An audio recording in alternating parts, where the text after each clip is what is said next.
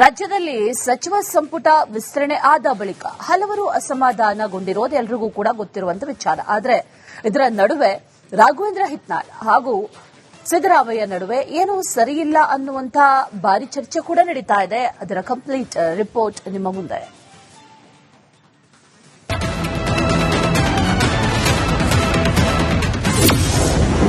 ಸಿದ್ದರಾಮಯ್ಯ ವಿರುದ್ಧ ಪರಮಾಪ್ತರ ಮುನಿಸು reveal. Hitnal brothers ಬ್ಯಾನರ್ನಲ್ಲಿ ಮಾಜಿ CM missing. ಮಾಜಿ ಸಿಎಂ ಸಿದ್ದರಾಮಯ್ಯ ಅಂದ್ರೆ ಕರ್ನಾಟಕದ ಮಾಸ್ ಲೀಡರ್. ಕಾಂಗ್ರೆಸ್ನ ಕಾರ್ಯಕ್ರಮ ಎಲ್ಲೇ ನಡೆದರೂ ಅಲ್ಲಿ ಸಿದ್ದರಾಮಯ್ಯರ ದೊಡ್ಡ ದೊಡ್ಡ ಫ್ಲೆಕ್ಸ್, ಬ್ಯಾನರ್ ಎಲ್ಲವೂ ಕೂಡ ರಾರಾಜಿಸಲಾಗ್ತಿದ್ವು. ಅದರಲ್ಲೂ ಸಿದ್ದರಾಮಯ್ಯರ ಮಾನಸ ಪುತ್ರ ಅಂತ ಕರೆಸಿಕೊಳ್ತಿದ್ದ ಶಾಸಕ ರಾಘವೇಂದ್ರ ಹಿಟ್ನಾಳ್ ಕ್ಷೇತ್ರದಲ್ಲಂತೂ ಒಂದು ಹೆಜ್ಜೆ ಮುಂದೆನೆ ಸಿದ್ದರಾಮಯ್ಯ ಫ್ಲೆಕ್ಸ್ ಇರ್ತಾ ಇದ್ವು. ಕೊಪ್ಪಳದ ಹಿಟ್ನಾಳ್ ಬ್ರದರ್ಸ್ ನೇತೃತ್ವದಲ್ಲಿ ಸಣ್ಣ ಕಾರ್ಯಕ್ರಮ ನಡೆದ್ರು ಅಲ್ಲಿ ಸಿದ್ದರಾಮಯ್ಯ ಫೋಟೋ ರಾರಾಜಿಸ್ತಾ ಇತ್ತು. ಆದ್ರೆ ಈ ಬಾರಿ ಸಂಪುಟ ವಿಸ್ತರಣೆ ಬಳಿಕ ಎಲ್ಲವೂ ಕೂಡ ಉಲ್ಟಾಪಲ್ಟಾ ಆಗಿದೆ.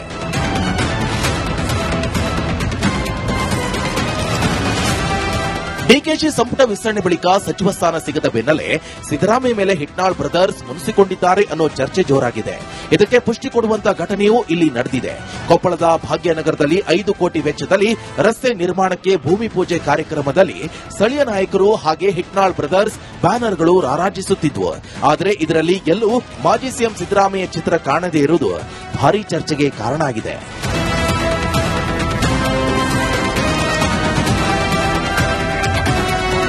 ಆದರೆ ಈ ಬಗ್ಗೆ ಪ್ರತಿಕ್ರಿಯಿಸಿದ ಶಾಸಕ ರಾಘವೇಂದ್ರ ಹಿಟ್ನಾಳ್, ಸಿದ್ದರಾಮಯ್ಯನವರು ಫ್ಲೆಕ್ಸ್ನಲ್ಲಿ ಇಲ್ಲದಿದ್ದರೇನಂತೆ ಜನರ ಮನಸ್ಸಿನಲ್ಲಿ ಉಳಿದಿದ್ದಾರೆ.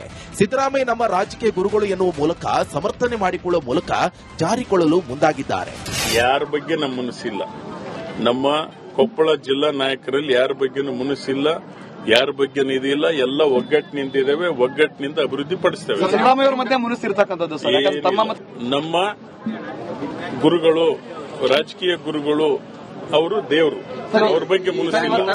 ಸಚಿವ ಸಂಪುಟ ವಿಸ್ತರಣೆ ಬಳಿಕ ಕಾಂಗ್ರೆಸ್ ಮನೆಯಲ್ಲಿ ಹಲವು ಗದ್ದಲ, ಗೊಂದಲ, ಗಲಾಟೆ, ಸಚಿವ ಸ್ಥಾನ ತ್ಯಾಗದ ಮಾತುಗಳೇ ಕೇಳಿ ಬರ್ತಾ ಇವೆ. ಆದರೆ ಇದರಲ್ಲಿ ಮಾಜಿ ಸಿಎಂ ಸಿದ್ದರಾಮಯ್ಯ ಅವರ ಮಾನಸ ಪುತ್ರ ಅಂತಲೇ ಕರೆಸಿಕೊಳ್ತಿದ್ದ ರಾಘವೇಂದ್ರ ಬ್ಯಾನರ್ನಲ್ಲೇ ಸಿದ್ದರಾಮಯ್ಯ ಫೋಟೋಗೆ ಜಾಗ ಇಲ್ಲದಿರುವುದು ಶಾಸಕ ಅಸಮಾಧಾನದ ಬಗ್ಗೆ ತೀವ್ರತೆಯನ್ನ ಎತ್ತಿ ತೋರಿಸುತ್ತಿರುವುದಂತೂ ಸತ್ಯ.